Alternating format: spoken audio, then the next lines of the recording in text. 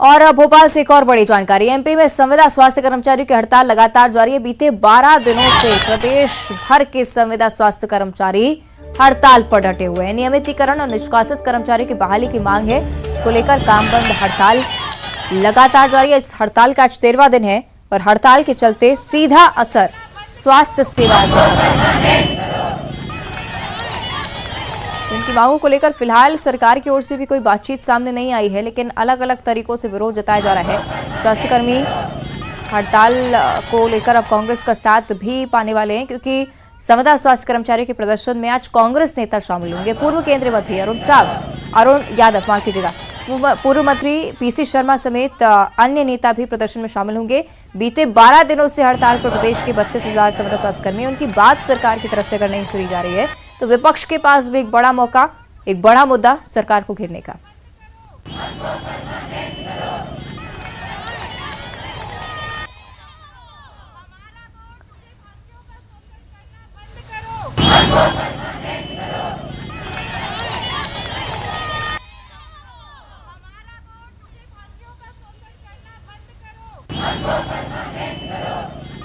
तो देखिए, संविदा स्वास्थ्य कर्मचारियों की लगातार हड़ताल जारी है। इस पर और ज्यादा चर्चा के लिए सही कि शैलेंद्र हमारे साथ जुड़ गए हैं, उनसे हम चर्चा करें। तो शैलेंद्र, बड़ी बात है कि 13वां दिन इस हड़ताल का, लेकिन अब कांग्रेस का साथ भी इस हड़ताल को मिलने वाला है, यानी कि अब ये मुद्दा जो है प्रदेश में प्रमुखता से रखा जाएगा।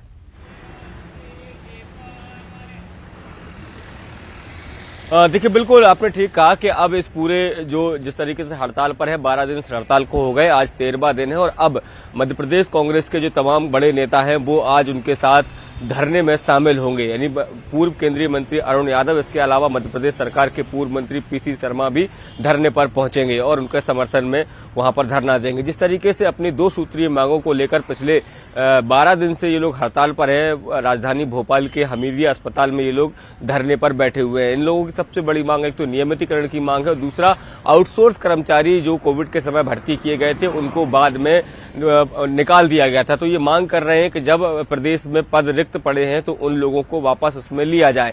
इसके साथ ही एक तीसरा मुद्दा जो हाल ही में शामिल हुआ है वो ये है कि जिस तरीके से स्वास्थ्य मंत्री जब जेपी अस्पताल पहुंचे थे तो उस दौरान इन लोगों ने बातचीत करने के लिए उनको रोका था, जिसके बाद 10 लोगों पर केस दर्ज हुआ था जिनको जेल भी भेजा गया था। हालांकि बाद में उनको जेल से रिहा कर दिया गया। तो ये लोग कह रहे हैं कि जिस तरीके से उनको जेल से रिहा किया उसके बाद वो केस भी खत्म होना चाहिए। हम अपनी मांगों को लेकर जो प्रदेश के स्वास्थ्य मंत्री हैं उनसे मिलना चाहते थे, लेकिन उसके उलट सरकार ने उनके खिलाफ मुकदमे दर्ज कर दिए। वो कोई अपराधी नहीं है, ना उन्होंने किसी तरह का कोई अपराध किया है। तो ये मांग भी अब उनके जो 2 मांगे थी उसके बाद तीसरी मांग भी जुड़ गई। जिस तरीके से कल जो धरने पर जो कर्मचारी बैठे, यानी 32,000 पूरे प्रदेश में स्वास्थ्य संविदा कर्मचारी है जो हड़ताल पर, उनका साफ तौर पर कहना है कि अभी सरकार से 3 से 4 दौर की बातचीत जो है वो अधिकारियों से हुई है, लेकिन बेनतीजा ये रही है। उनका साफ तौर पर यह कहना है कि जब तक नियुक्ति पत्र नियमितीकरण का पत्र उनके हाथ में नहीं होगा तब तक वह हड़ताल पर